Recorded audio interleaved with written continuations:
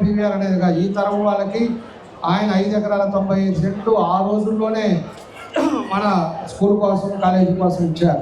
PVR school అనేది నాకు సొంతం, మా ఇల్లు, నా విద్యా ప్రగతికి మొత్తం పీవీఆర్ స్కూలే. ఆ స్కూల్లోనే నేను చిన్నప్పటి నుంచి ఎస్ఎస్ఎల్సీ వరకు చదివాను. ఆ తర్వాత బీఈడీ అయిన తర్వాత ఆ స్కూల్లోనే హెడ్ మాస్టర్గా చేశాను, అక్కడనే టీచర్గా చేశాను, అక్కడనే రిటైర్ అయినాను. ఎంతోమంది మేధావులు, ఎంతోమంది ప్రధానోపాధ్యాయులు, ఎంతోమంది ఉపాధ్యాయులు నిరంతర కృషి ఫలితమే పీవీఆర్ 100 ఏళ్ల చరిత్ర. జై పీవీఆర్! మన బడికి మన బడికి మన బడికి